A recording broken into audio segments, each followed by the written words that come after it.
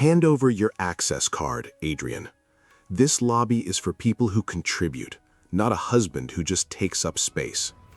Those were the exact words my wife said to me, in front of 11 executives, 3 interns, and a security guard who looked more embarrassed than I did. She didn't raise a voice. She didn't need to. Sabrina had a way of cutting a man down so quietly that everyone in the room could hear it, and yet somehow only I would feel it.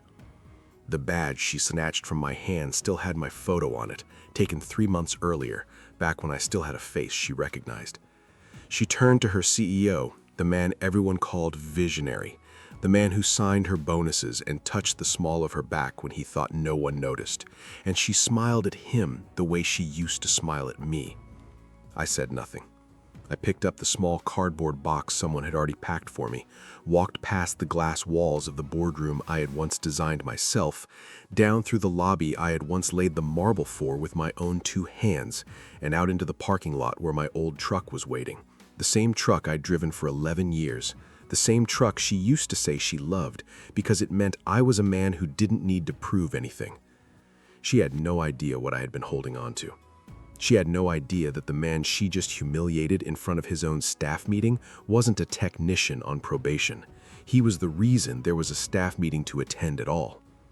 My name is Adrian Cole. I'm 58 years old, and for the last 3 months I had been working the loading dock of a building that has my name on the deed, though almost nobody living knows that. If you've ever built something with your own hands, quietly, for years, while somebody else took the credit and the applause, then you already understand the kind of tired I carry. Not the tired that comes from lifting boxes, the tired that comes from being underestimated by the people who were supposed to know you best. If that sounds familiar to you, if you've ever been the one who did the real work while somebody else got the recognition, stay with me. Because what happened in that boardroom 3 weeks later is something I think about every single day, and I promise you it is worth every minute of what's coming. Before I go further, if stories about quiet men who turn out to be far more than anyone gave them credit for mean something to you, go ahead and hit subscribe now, because you are going to want to be here for the moment Sabrina found out exactly who she fired. To understand how a man ends up invisible in his own life, you have to go back 31 years. To a 2-room apartment above a hardware store in a town so small it didn't have a stoplight until I was 20. My father laid brick for a living, and he taught me 2 things that never left me. He taught me how to read a building the way other men read a newspaper, and he taught me that the loudest man in the room is usually the one with the least to actually show for himself. I started as a laborer myself, then a foreman, then a man who could look at a set of blueprints and see the mistake before the concrete ever got poured. By the time I was 30, I had a small company. By the time I was 40, that small company had become something else entirely. Something with its hands in commercial construction, infrastructure, and property holdings across 4 states, all of it folded quietly under 3 names you would recognize if you worked anywhere near that industry. Price Meridian, Clearspan Infrastructure, Moraway Holdings. Together, they were worth just over $22 billion. And I want you to sit with that figure for a moment, because in 3 months of pushing a cart of copier paper and loading pallets onto a delivery truck, not one person in that building ever looked at me long enough to wonder how a 60-year-old dock worker afforded the watch on his wrist. I met Sabrina when she was 26, sharp as a blade, working the front desk of a hotel my company had just finished restoring. She was smart in a way that made rooms rearrange themselves around her, and I fell for that, the way a tired man falls for anything that still has fire left in it. I paid for her master's degree in communications. I sat up with her the nights before her thesis defense, quizzing her from index cards at our kitchen table. I told her more times than I can count that I didn't need the spotlight, that I was happy building things nobody would ever put my name on, as long as she was happy standing in the light I helped build for her. And for a long time, that arrangement worked. She rose from front desk clerk to marketing coordinator to director of communications at a company called Halloway Vance Group, a mid-sized firm I had quietly acquired a controlling stake in 2 years before she ever applied for the job, though she never knew that, and I never told her, because I wanted her success to feel like her own. I wanted, more than almost anything else in my life, for my wife to believe she had earned every room she walked into without my hand on the door. That's the part of this story people ask me about most when they hear it in person. Why would a man do that? Why hide something that big from the person he loves? And the honest answer is that long before I ever met Sabrina, I had watched money change people into completely different human beings. I had watched childhood friends, trusted business partners, and even my own cousins turn into absolute strangers the second a large enough number got attached to my name. I saw how quickly genuine affection dissolved into quiet calculation when millions of dollars were sitting on the table, and it left a mark on me that time never really erased. When Sabrina came into my life, I made a conscious choice. I wanted one single relationship in my world that wasn't built on the foundation of what I owned or what I could provide financially. I wanted just once in my life to be loved simply for the man who fixed the leaky faucet on a Sunday morning, drove an old truck, and remembered her exact coffee order, not the man sitting behind 3 massive holding companies. I thought I was protecting our bond, but looking back on it now, with the benefit of age and hindsight, I understand that what I actually built was a massive blind spot. By keeping that wall up, I created a quiet vacuum in our marriage, a space where she felt unsupported and unfulfilled because she didn't know the whole truth. And blind spots, given enough time and enough silence, always tend to get discovered and exploited by exactly the wrong kind of person. A man like Grant Wexler doesn't care about building real relationships. He looks for those empty, quiet cracks in people's lives and uses them to slip right in with promises of status, wealth, and instant importance. It is a hard truth to admit, especially when you were the one who tried so hard to do the right thing. But carrying quiet strength also means accepting your own miscalculations. I couldn't control Sabrina's choices, and I couldn't stop Grant Wexler from being the opportunist he was. But I had to own the fact that my own fear of being used had helped create the very environment where that betrayal could take root. In the end, hiding behind a mask, even a humble one, never yields a genuine result. You cannot expect someone to truly see you if you keep half of your life completely in the dark. When the dust finally settled and the legal documents were signed, I didn't walk away with bitterness or a desire for revenge. I walked away with a clearer understanding of what real strength actually means. It isn't about hiding your worth out of fear, nor is it about flexing your power to crush those who wronged you. It is about having the maturity to look at a painful situation, recognize where everyone went wrong, and still choose to act with dignity, fairness, and calm resolve. If you've ever had to learn a hard lesson about trust, or if you believe that facing the truth with patience and character is the only way to live an honest life, please take a moment to like this video, share your thoughts in the comments, and subscribe to the channel. Thank you for staying with me through this story, and take good care of yourselves out there. His name was Grant Wexler, and he arrived at Holloway Vance the way certain men always seem to arrive, dressed like money that hadn't quite been earned yet, with a title that kept quietly expanding every few months: Strategic Growth Advisor, then Chief Operating Officer. Then, within 18 months, the man practically running the company Sabrina had spent 6 years climbing toward. He was the kind of expensive you couldn't name exactly why. His suits were tailored. His car was leased in a way that looked owned, and from the very first company dinner I attended with Sabrina, I watched him do something I recognized immediately because I had done a version of it 30 years earlier. He made himself indispensable to a woman who was hungry to be seen. He noticed the things I had stopped noticing out loud. He complimented the ideas I had heard 100 times already and had simply run out of new ways to praise. And slowly, so slowly that I don't think Sabrina herself could tell you when it started, I began to disappear from her sentences. It started small. She stopped introducing me at events, or when she did, there was a pause before my name, a little half-second of hesitation, like she was deciding whether I was worth the breath. "This is Adrian. He's in facilities, sort of, on the property side." Facilities, on the property side. As if I hadn't personally negotiated the land deal the company's headquarters sat on. Her mother, Diane, a woman who had never once in 15 years asked me a single question about my work, started saying things to Sabrina on Sunday dinners that were clearly meant for me to overhear.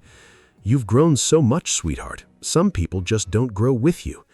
I sat at that table more than once, salting a plate of food I no longer had much appetite for, and said nothing, because saying something has never once fixed a person's mind about you.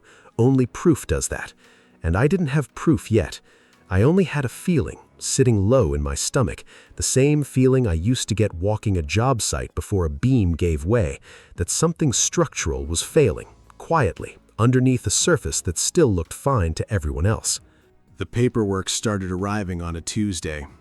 Sabrina brought home a folder from Grant, told me it was routine, some restructuring of our joint accounts for tax purposes. Nothing that required my full attention, just my signature on the last page. I want you to notice something about that sentence, because if you've lived any real length of life, you have heard some version of it yourself. Just sign here, nothing that requires your full attention. In my experience, the moment somebody tells you not to read something carefully is the exact moment you should read it, word for word. So I did. And buried on page 4, in language dense enough to make most people's eyes slide right past it, was an authorization transferring controlling interest in a shell account, one I did not recognize, into a trust that named Grant Wexler as co-trustee. Not Sabrina's name, his. I didn't confront her that night. I know how that sounds, but understand I had spent 30 years reading contracts for a living, and the first rule I ever learned was that a man who reacts immediately gives away everything he knows, while a man who stays quiet learns everything the other side is hiding. So I did what I have always done when a building starts to show a crack. I documented it.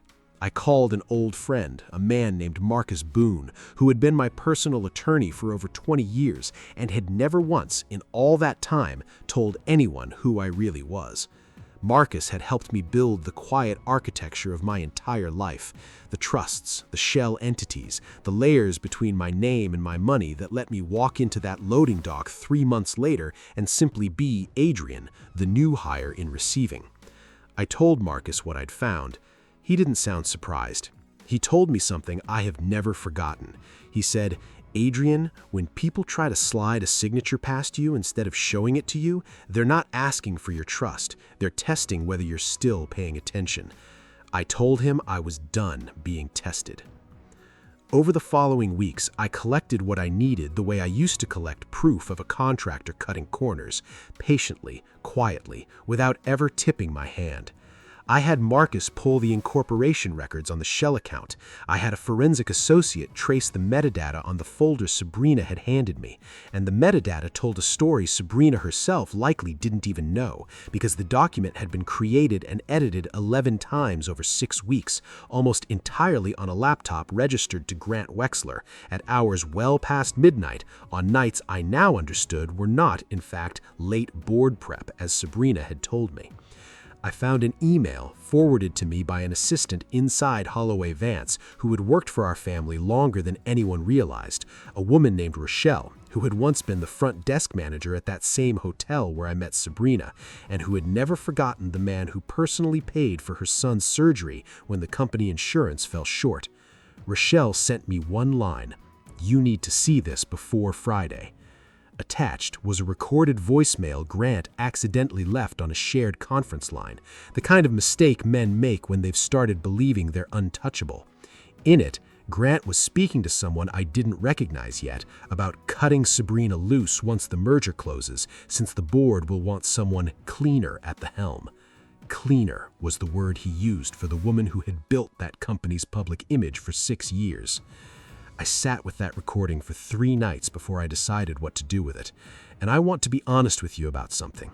Part of me, the human part, the hurt part, wanted to walk into her office that next morning, toss that drive onto her glass desk, and press play right there.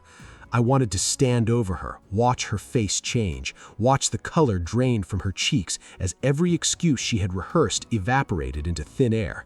I wanted to see the moment she realized that the man she thought she was fooling had been listening to every single word. That impulse is a powerful thing. When someone you loved and poured your life into treats you like you're foolish, naive, or invisible, the urge to strike back and claim immediate satisfaction is almost overwhelming. You want to shut down the arrogance instantly. You want to see them stumble, hear them apologize, and watch their composure crumble right in front of you. But I have learned something over 60 years that I think is worth more than any amount of money or status I've ever required. Real leverage isn't about the moment you expose someone. It isn't about rushing in to demand a quick victory or throwing a temper tantrum just to get temporary relief from your own pain. Real leverage is about choosing the exact moment where the truth does the most good for the most people, not just the moment that feels the best for you in the heat of anger. If I had walked into her office that morning and confronted her in private, it would have been a personal spat. It would have turned into a quiet, messy war behind closed doors, allowing the corruption to continue unchecked while they scrambled to cover their tracks.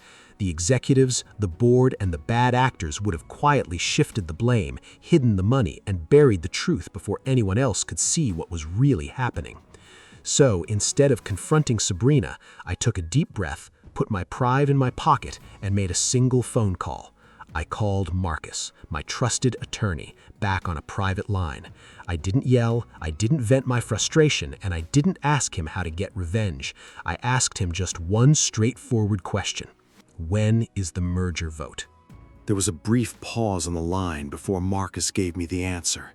He told me it was set for 3 weeks from that Friday at the company's 20th anniversary gala, the biggest corporate event of the decade for our firm. It was a massive, high-stakes evening where the executive board planned to officially finalize a $900 million acquisition. The deal was designed to fold 2 smaller regional firms into the parent structure of Halloway Vance, expanding their reach and securing massive bonuses for the leadership team. To the public, to the press, and to the board members sipping expensive champagne, it looked like the ultimate triumph of modern corporate growth. But what none of those executives realized, because none of them had ever bothered to read the foundational legalese from 2 decades ago, was that deep inside the company's original founding charter, there was an unalterable condition. Deep within those pages, buried under layers of legal terms, was an ironclad clause stating that an acquisition of this scale required the explicit, live, signed authorization of the controlling shareholder, a shareholder whose true identity the current board didn't even know. They assumed the original founder had long since passed away or moved his assets overseas into silent trusts. They thought they were operating in a vacuum where their shiny titles and polished suits gave them total authority to do whatever they pleased with the firm's assets. But the reality was far different. I was that controlling shareholder. I had been holding that 92% voting majority through my private trust for 6 long years, watching quietly from the sidelines as they built their empire on top of the foundation I laid. And nobody in that grand boardroom, not the CEO, not the auditors, and certainly not my own wife, who walked past me every single evening without a second glance, had the faintest idea.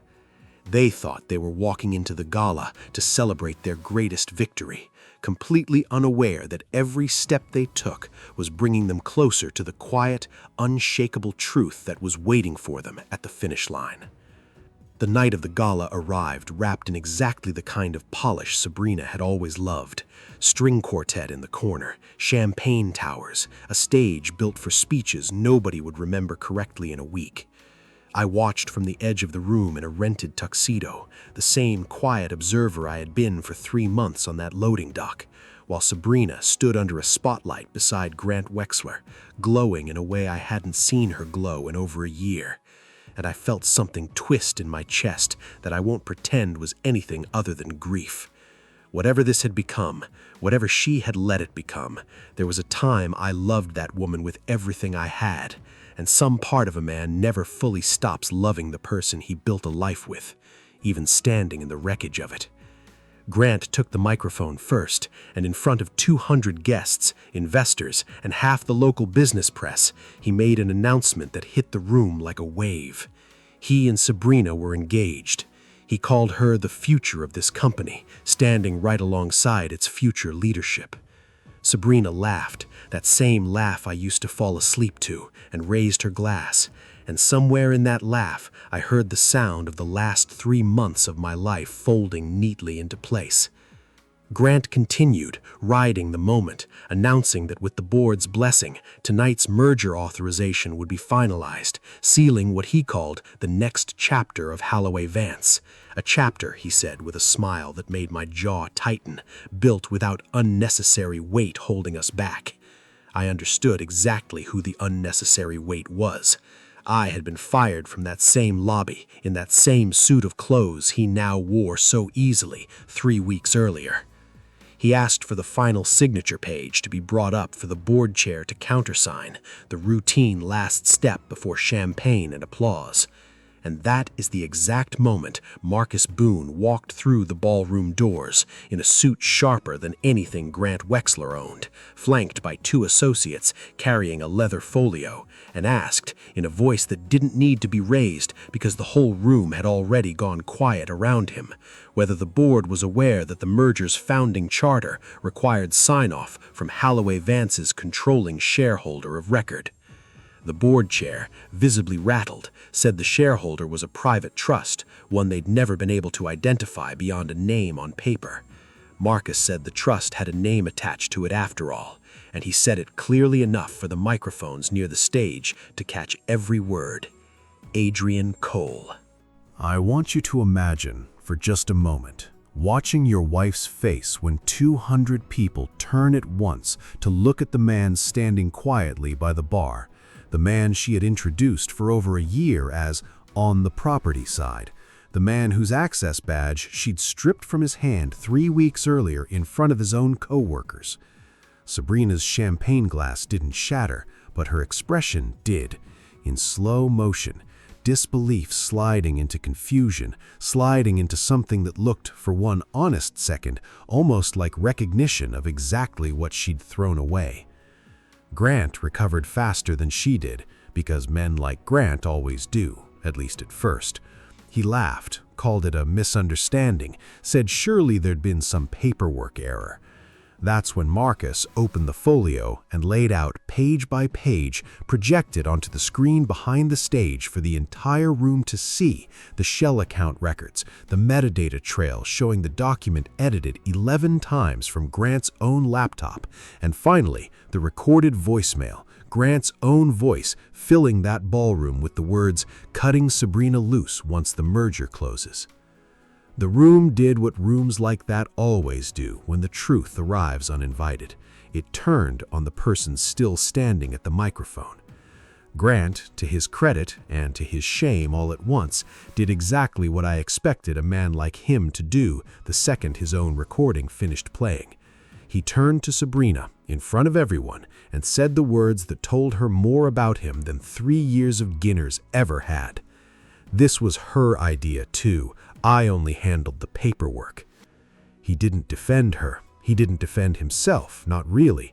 He simply reached for the nearest exit from consequences, and that exit was pointing directly at the woman he'd just proposed to 20 minutes earlier. I didn't say much that night, and the truth is, I didn't need to. The quiet in that grand ballroom was heavier than any shout or dramatic declaration could have ever been. I walked slowly up to the stage, my boots making a steady, deliberate thud against the polished hardwood steps.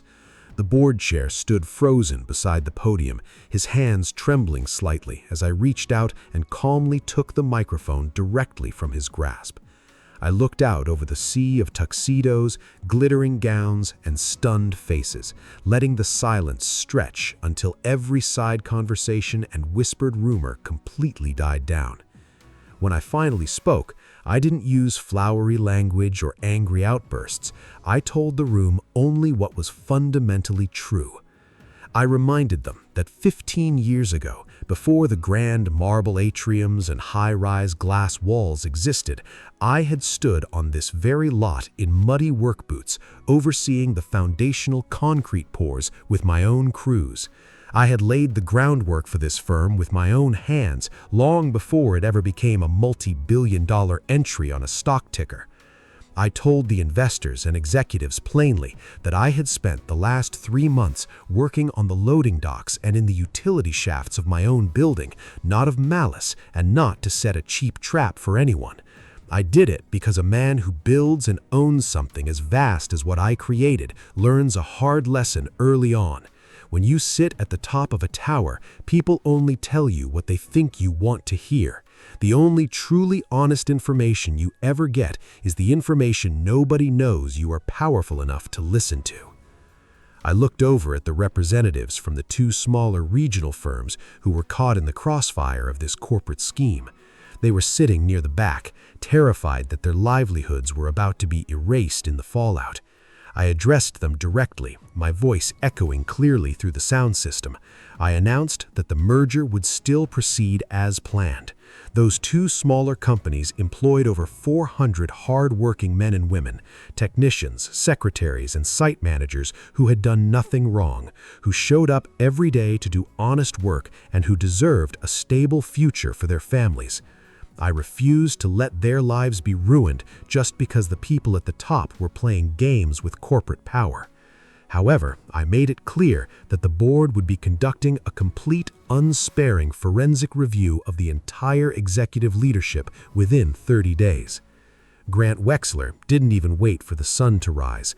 He submitted his formal resignation before that 30-day review ever officially began, packing his office in the dead of night. But in our industry, reputation is everything, and word travels far faster than any legal document.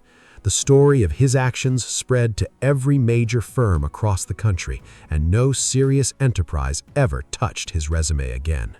3 days after that exhausting night at the gala, the noise had finally faded away. The reporters were gone, the corporate statements had been issued, and the house was completely still. Sabrina and I sat down together, just the 2 of us, at the old wooden kitchen table where we had spent so many late evenings years ago. It was the same table where I used to sit with her for hours, holding up handmade index cards and quizzing her on business terminology while she studied for her executive master's degree. Back then, we had shared cold coffee and big dreams, laughing about how we were going to conquer the world together. Now, sitting across from each other, there was no shouting left in either of us. All the anger, panic, and pride had burned out, leaving only the heavy, tired kind of honesty that arrives after the destruction is complete. She stared down at her hands for a long time, her fingers absently tracing the wood grain of the table, before she finally looked up at me with raw, red eyes. She asked me the one question that had been eating away at her since the reveal on that stage. She wanted to know why I had never told her in 11 years of marriage what I actually was. She wanted to know why I had kept the sheer scale of my wealth and the vast reach of my holding company behind a simple lifestyle and worn work clothes. I looked at her, seeing the young woman I had loved behind all the expensive designer clothes and bitter ambition, and I gave her the absolute truth, the same truth I am sharing with you right now. I didn't hide my net worth from her to set a trap, and I didn't do it to play a long, cruel game.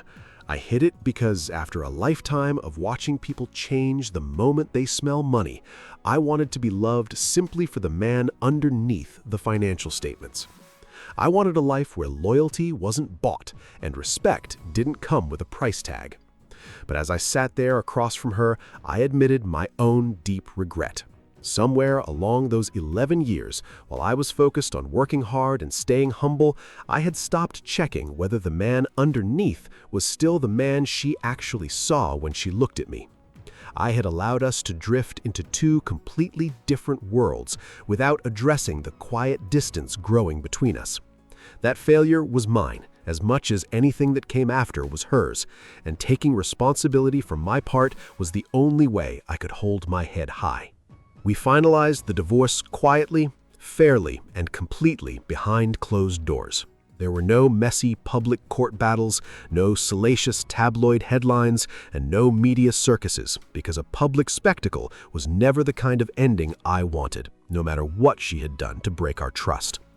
My legal team told me I had every right to strip her of everything, to enforce strict clawback clauses on every asset she had acquired, and to leave her with absolutely nothing.